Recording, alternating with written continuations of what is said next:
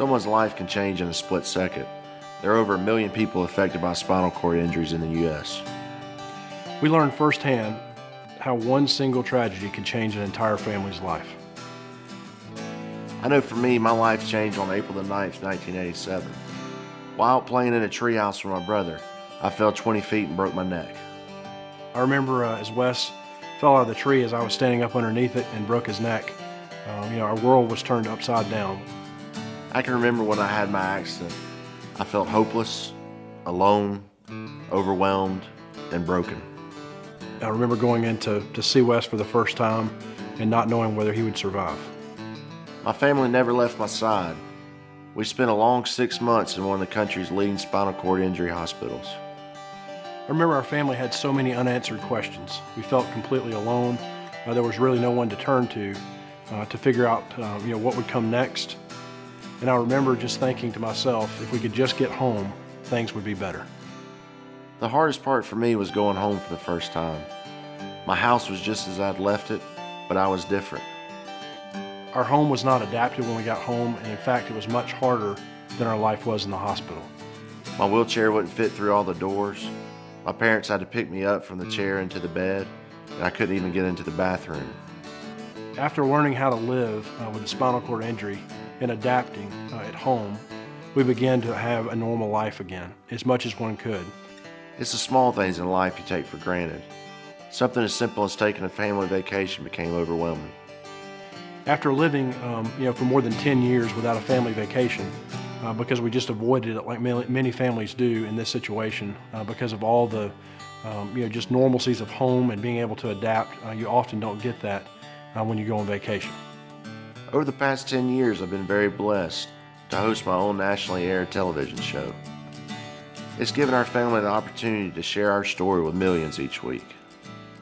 People have often asked our family why this happened to us. We've even asked ourselves the same question. Little did we know this provided us a platform for Wes's show to be highly successful and reach more than 70 million households each week. With the success our family's had over the years, we wanted to be able to give back and help others triumph over their tragedies.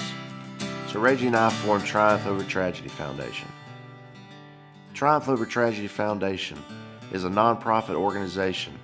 Our focus is to restore hope by restoring families. As we created the foundation, we asked ourselves, naturally you can't be everything to everyone, and we tried to figure out what did our family face and what were some key areas that we could help. The foundation restores hope through 3 main areas: supporting the family after the initial injury, modifying their house, and then providing a stress-free vacation for the family. The foundation has been able to help many people, including the Head family. Their story is a perfect example of how a family's life can be changed in an instant. Tyler was the sweetest little boy. He was typical. He likes sports. He loved being with his dad. Him and his dad very close.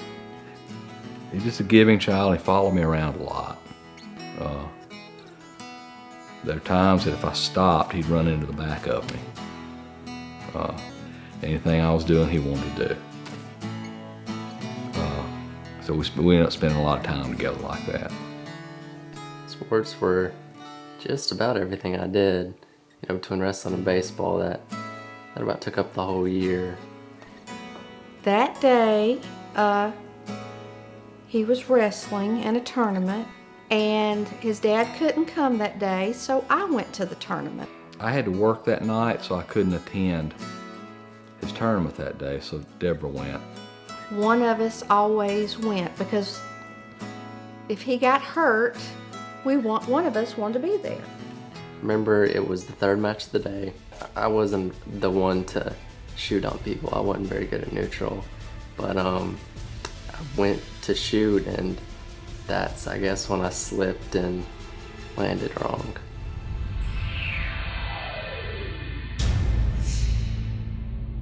When he went down, I honestly thought he had knocked the breath out of him. But when he went to come up and just his neck moved and nothing else moved, I knew it was bad. Last thing I remember was being in the ambulance and struggling to breathe, and they knocked me out. And I had gotten out of bed getting ready for my night shift, and my daughter come through the front door telling me that he'd been hurt. They'd said that he couldn't feel anything from the neck down, but I thought he had just taken a good hard shot. By the time we got up there, he'd probably be moving around and feeling better. ER doctor come in there and said, your son's broken his neck and severed his spinal cord. He's a quadriplegic. And I said, no, you got the wrong family. I said, this is John Tyler Head, that's who we're waiting on. He said, that's what I'm talking about. And I just felt my blood run cold. That was the worst day of all our lives. I really didn't know what was going on. I had no knowledge of this kind of injury or what the recovery process was. It's one step at a time. You couldn't think more than one day. I would shudder to think how I would have gotten through this without my faith. I prayed more than I ever have in my life. Just a belief that God was going to help us in any way He can. He's going to help Tyler in any way He could. I asked God, please, I'm just going to have to put him in your hands, because this is so much bigger than anything I've ever dealt with, and I can't handle it. And I've got to give him to you. A couple weeks in, started to learn more about it, and really kind of get myself in the mindset of, I guess, kind of what the road ahead was going to be like. But he never gave up. He keeps trying and fighting as hard as he can. He's determined. I really don't know how to describe it, but just, having nurses do so much for you in the beginning. My parents eventually learned, and it was a little bit better when they were helping me with stuff, but really in the beginning, having the nurses turn you and do all this stuff to you and all that, you really feel kind of helpless. Everything that needed to be done when they came in and started talking to us, and when we were in the room and I saw how the nurses was working with Tyler and the equipment that they used, and that if he stayed in the condition that he was in for any length of time, we were going to need some of that equipment. It was mind-boggling. That was probably sometime in January when I realized Tyler was definitely going to come home in a wheelchair. I could sort of see the storm clouds in the horizon, so to speak, that, man, I've got all this stuff we've got to get done at the house, and I had no idea how to do it. Didn't know where to start. When I first heard about triumph over tragedy, it sounded too good to be true. I thought it was kind of unbelievable that, there are people out there that are so willing to help, like the foundation is. When Reggie come to me and started telling me what they were willing to do, I couldn't believe it. I mean, why do you want to do all this for us? And Archie called me and said, Deborah, you're not going to believe what these people are going to do. And I said, well, what are they going to do? And he told me. And he and I sat there and I said, Archie, it's nothing but God. I said, it's God. It's God's work. And he explained that it was a Christian-based organization, and that's what they did. And anyway, began to lay out the plan of all the things he was going to do to help us bring Tyler home. And again, I just couldn't believe it. That people that I'd never met before, never heard of before, were all willing to come over here and do all this work and help us get our house ready. My second thought was how the heck am I going to pay for that? And the foundation took care of that too. again, I'm still amazed when I think about it. It was reassuring to know that they really cared and they knew what we were going through.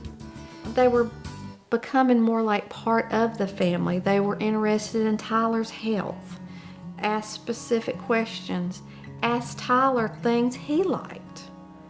They were trying to help us move forward. The visits from the members of the foundation really helped us. Just knowing that there's people out there in our corner pulling for us, trying to help us any way they could. The visits from the foundation, really helped a lot because they always had something positive to bring. They would tell you, we're installing this, we got this for you, and we got a surprise waiting for you when you come home. That's always really uplifting to know you're going home to something good. The modifications to our house, basically we have the same type of setup we had at the Shepherd Center. Pretty much the same equipment, the same size shower, the hard floors, make it easier to move a wheelchair around in. It's made it 10 times easier than it would have been otherwise. I've talked to a number of people that weren't as fortunate as we were to have someone to help them get their home ready like we were. And I think, wow, I said, I'd hate to have to be going through that like this. Every piece of equipment that was brought in and modification into our house is a blessing. I don't know how we would do it without them, because myself, I don't think I could put Tyler in that manual Hoyer and push him around. I mean, they give me ability to take care of Tyler myself. All that stuff in the hospital made things easy there, and to have it in the comfort of your own home makes things so much easier, and the fact that you don't have to be in a hospital to use it makes it that much better. Everything happens for a reason, and I know there's a good reason that's happened. Don't quite know what it is yet, but I'm sure later on we'll figure it out. There are many great organizations that give back throughout the country. People ask themselves, why should I get involved? After watching the Hedges family story, we want you to ask yourself not why, but why not get involved with Triumph Over Tragedy Foundation. I know many of you probably run into individuals in wheelchairs in somewhere like the grocery store. You may often think about, well, what happened to them?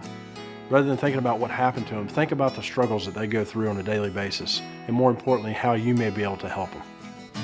A spinal cord injury is one of the most expensive injuries an individual can face. The amount of the hospital bills and the equipment that lasts sometimes, unfortunately, a lifetime is just unbelievably expensive. You can ask yourself, what in the world would I do if this ever happened to myself or a loved one in my family? There are several different ways you can get involved with the foundation. The most important is through prayer. Be in prayer for the families as well as the foundation. Then you can give of your time. And finally, prayerfully consider making a financial contribution to assist these families through Triumph Over Tragedy Foundation. The need is definitely out there. I saw it firsthand, and I'm living it. I don't know what we would have done otherwise, because all this stuff is just astronomical. You're overwhelmed when you find out how much stuff costs. I would definitely encourage someone to donate to Triumph Over Tragedy. And these people do amazing work, and I'd say they work miracles. I knew I was gonna be coming home to something good when they said they were fixing up my room, but I never expected something like this. This is truly amazing. I would say to anybody who is thinking about giving to this foundation, to give till it hurts.